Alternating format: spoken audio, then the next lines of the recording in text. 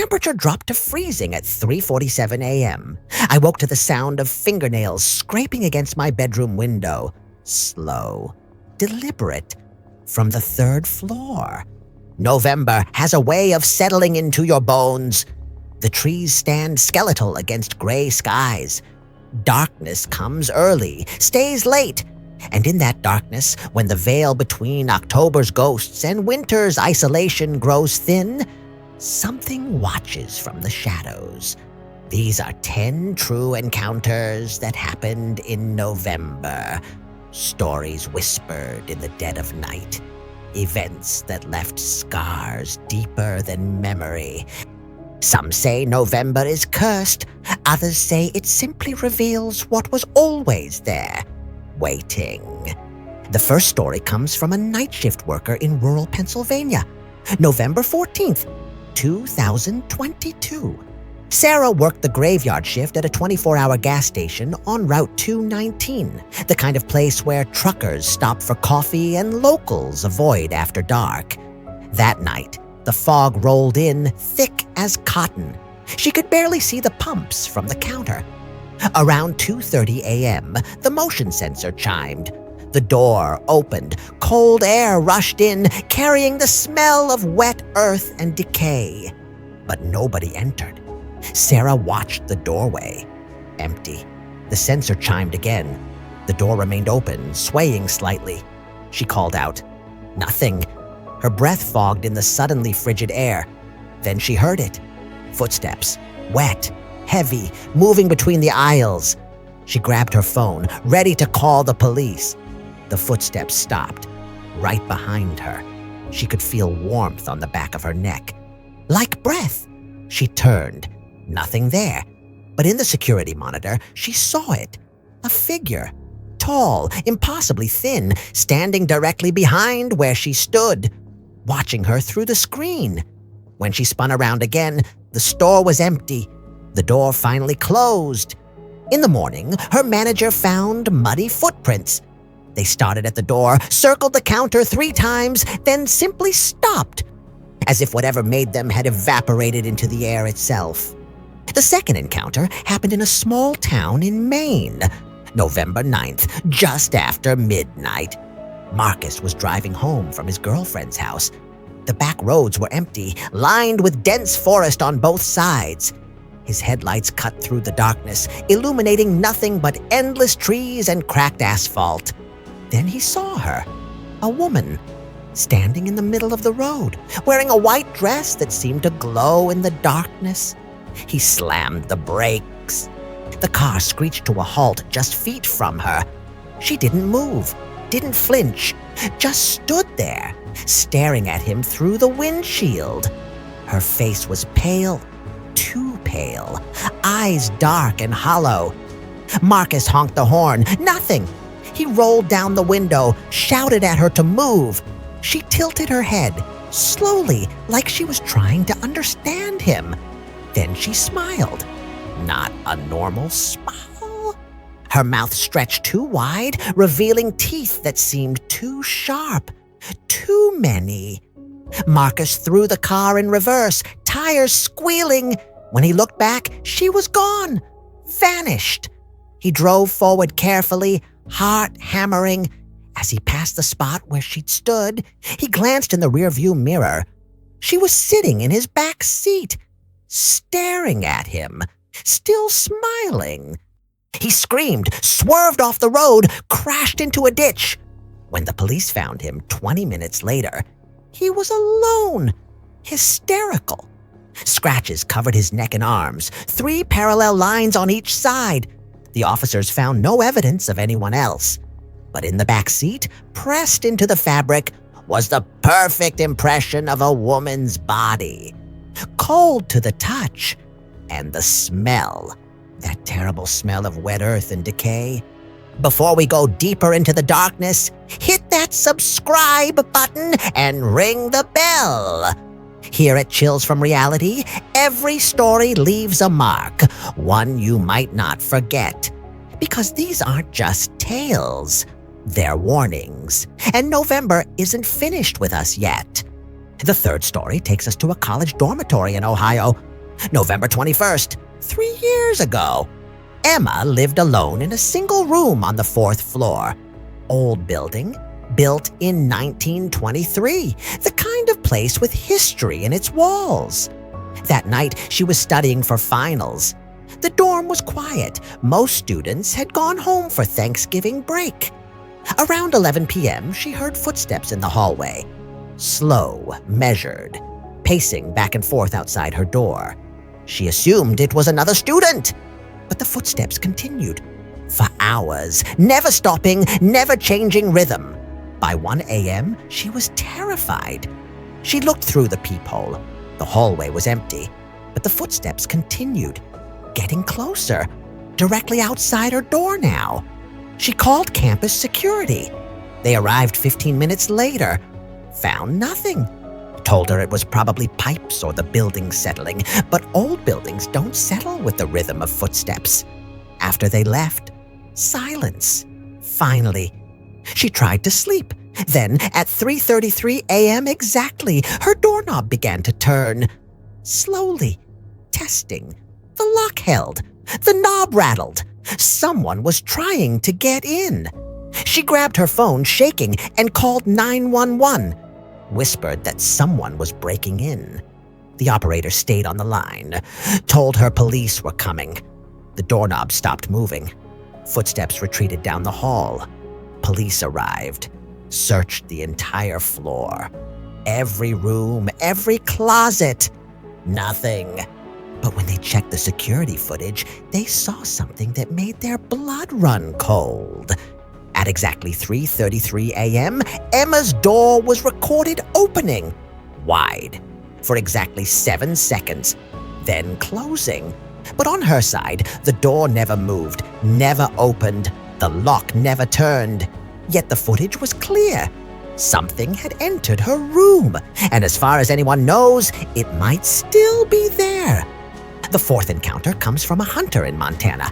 November 1st, opening day of deer season. Tom had been hunting these woods for 30 years, knew every trail, every ridge. That morning, he hiked to his usual stand before sunrise. The forest was quiet, too quiet. No birds, no wind, just suffocating silence. He settled in, waiting for dawn.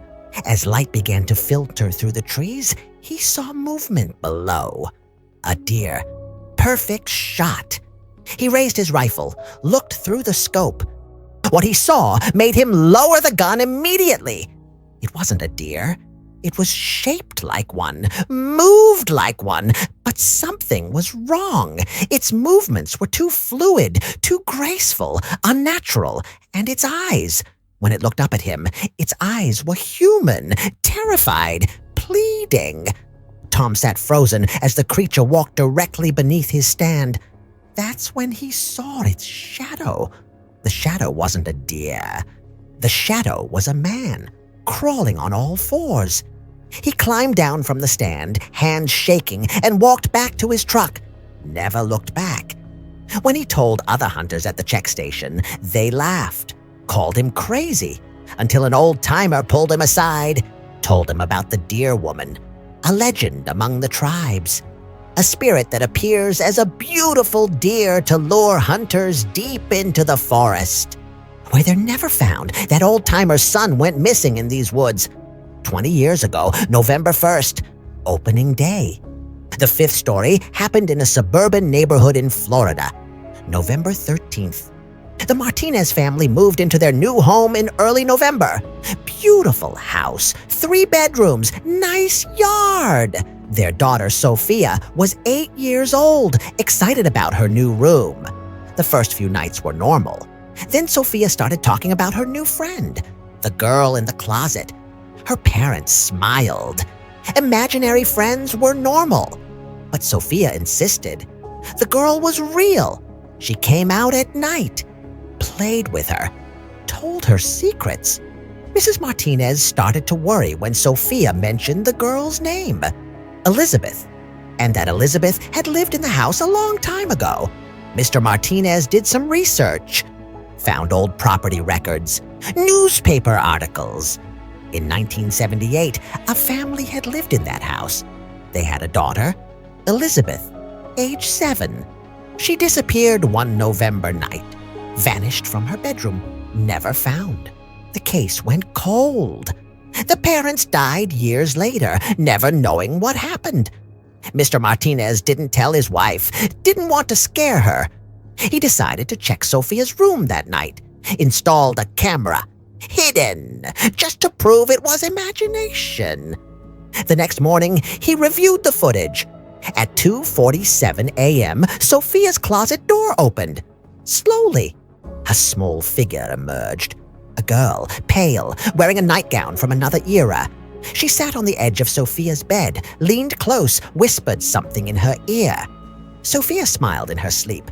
Then the girl looked directly at the camera, smiled, and mouthed 3 words. "She's mine now." The family moved out that weekend. They never went back. The house still stands, empty. But sometimes neighbors report seeing a light in the upstairs window. A small figure, standing, watching, waiting for another little girl to call friend. Can you feel it? That creeping sensation on the back of your neck?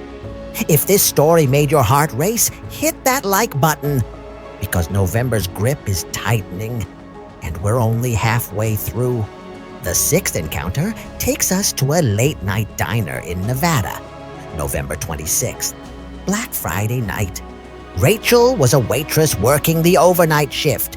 The diner was empty except for one customer, an old man sitting in the corner booth. He'd been there for hours, nursing the same cup of coffee, staring out the window at nothing. Rachel had tried making conversation earlier. He barely responded, just kept staring. Around 3 a.m., she noticed something odd. His reflection in the window. It didn't match. The reflection was smiling, wide, manic, but the man himself sat expressionless. She blinked, looked again. The reflection waved at her. The man didn't move. She dropped the coffee pot. It shattered on the floor. The man finally looked at her. His eyes were completely black. No whites, no iris, just endless darkness. He spoke. His voice sounded like grinding metal. "Do you know what you are?" She backed away, hands shaking. The man stood, began walking toward her. Each step left wet footprints, black, liquid, thick. She ran to the kitchen, locked herself in the walk-in freezer, called the police. Sobbing, told them someone was in the diner, someone wrong. When police arrived, they found the diner empty. No old man, no footprints, but the booth where he'd sat. The table was covered in scratches, carved deep into the wood. Words, over and over, covering every inch. The same question. "Do you know what you are?" Rachel quit that night, never went back. But sometimes, late at night, she looks in mirrors, checks her reflection, makes sure it matches, makes sure it's really her, because now she understands the question, and the answer terrifies her more than anything else. The 7th story comes from a couple camping in the Smoky Mountains. November 5th. David and Jennifer wanted one last camping trip before winter. They found a secluded spot, miles from any trail. Perfect. They set up camp, built a fire, enjoyed the solitude. As darkness fell, they noticed something strange. The forest had gone completely silent. No insects? No animals? Nothing. Just their fire crackling in absolute stillness.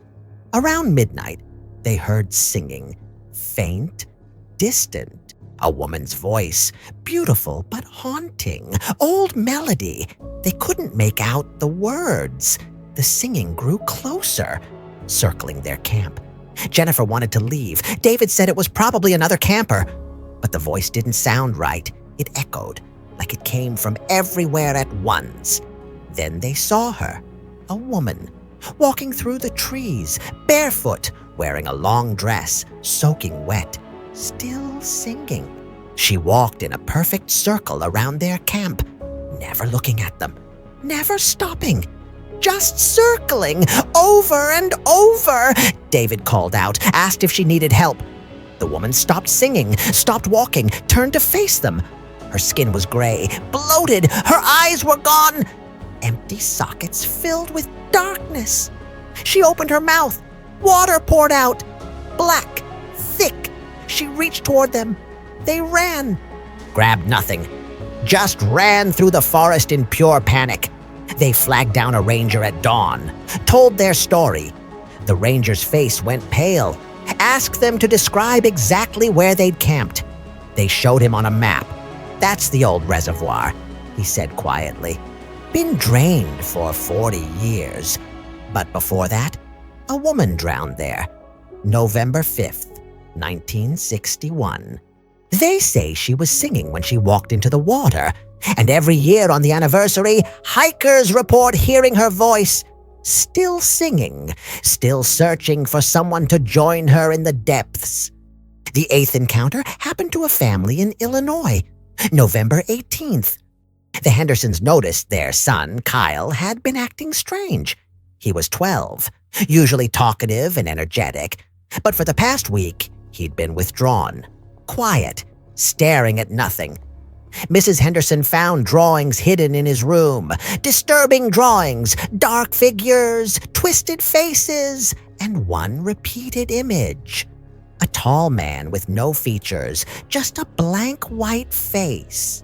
When she confronted Kyle, he started crying, said the man visited him every night, stood at the foot of his bed, watching, never moving, never speaking, just watching.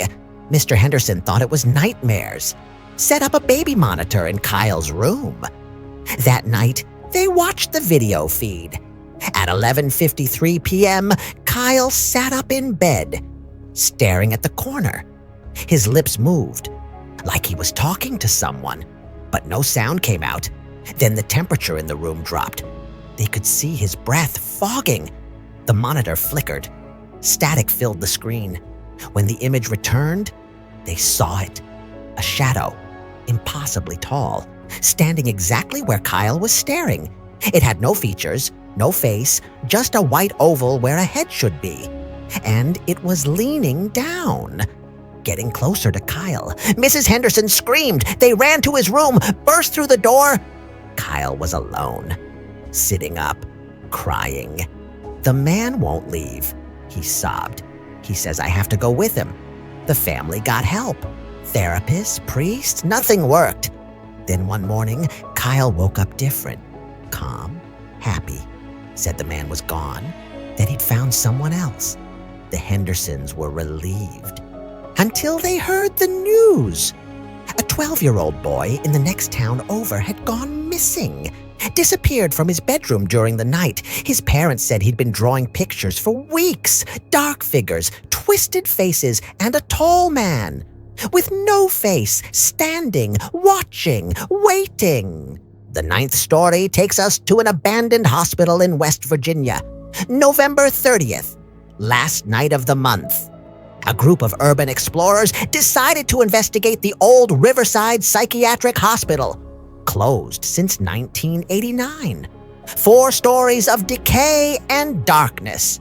They brought cameras, flashlights, equipment, looking for thrills. The first 3 floors were what they expected.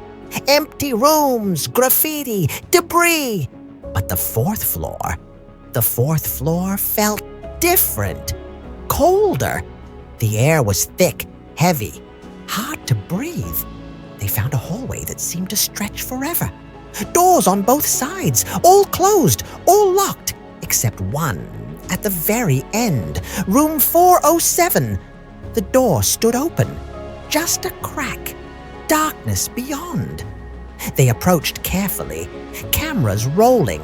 As they got closer, they heard it, humming. Someone was humming inside the room, a gentle, childlike tune. They pushed the door open. The room was empty, completely bare. But in the center of the floor, written in dust, were words. Fresh, recently written. Welcome back. One of them, Jake, recognized the handwriting. It was his. Exactly his.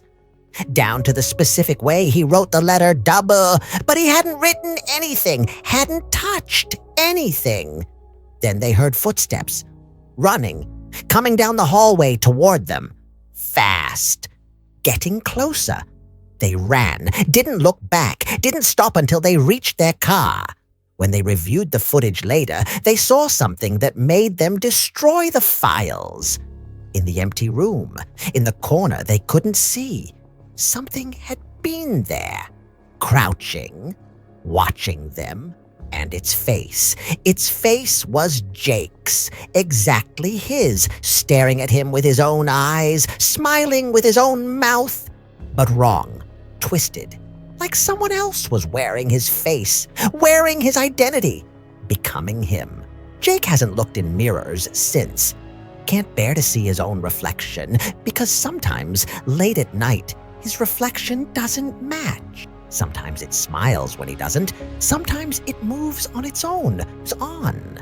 The final story, the 10th encounter. This one happened just last week, November 2nd, 2025. A man named Robert bought an old farmhouse in rural Kentucky. He wanted isolation, peace. The property was perfect. 200 acres. No neighbors for miles. The house needed work, but it had charm, character. On his third night there, he woke to knocking. 3 slow knocks, coming from downstairs. He checked the time. 3:47 a.m. He grabbed a baseball bat, crept downstairs. The knocking had stopped. He checked every room, every window, every door, all locked, nothing disturbed. He went back to bed, convinced himself it was the house settling. The next night, same time, 3:47 a.m. 3 knocks, louder this time, more insistent. He went downstairs faster. Still nothing, but this time he noticed something. Muddy footprints leading from the back door. Through the kitchen, up the stairs, to his bedroom door. But the back door was still locked from the inside. He called the police. They found nothing, suggested animals, told him to install cameras. So he did. Cameras everywhere. Motion sensors. Alarms. That night, he stayed awake, watching the feeds. At 3:47 a.m., every camera went dark simultaneously. Then the knocking, 3 times. But this time, it came from inside his room, from his closet. He turned slowly. The closet door was open. He hadn't opened it. Something moved in the darkness, something that breathed, something that whispered his name. Robert, so soft, so gentle. Robert ran, drove to a motel, tried to sleep. At 3:47 a.m., 3 knocks on the motel door. He looked through the peephole. Nothing there, but he could hear breathing right on the other side. He packed, drove through the night, put 500 miles between him and that house, found another motel, paid cash, told no one where he was. That night, he deadbolted the door, pushed the dresser in front of it, sat in the corner, staring, waiting. At 3:47 a.m., silence, no knocking. He started to relax. Maybe he'd escaped. Maybe whatever it was couldn't follow him. Then his phone buzzed. A text message from his own number. 3 words. I'm inside now. And from the bathroom, behind the closed door. 3 slow knocks, deliberate, patient. Because whatever followed him home that November night, it doesn't need doors anymore. It doesn't need permission. It's already inside, already waiting, already here. November isn't just a month. It's a threshold, a time when the darkness presses closer, when the things that hide in shadows grow bold, when the veil tears just enough for something to slip through. These 10 stories are warnings, reminders that reality isn't as solid as we believe. that the world holds more than we see, more than we want to see. Because in every shadow, in every creak of your house, in every reflection that doesn't quite match, something watches, something waits, something knows your name. And as November ends, as December brings its cold embrace, remember this: the darkness doesn't disappear. It just waits for next year, for another November, for another victim. Maybe someone reading this right now. Maybe someone who didn't hit subscribe. Maybe someone who didn't believe until it was too late. If these stories made your blood run cold, hit that like button and subscribe. Because here at Chills from Reality, the fear doesn't end when the story does.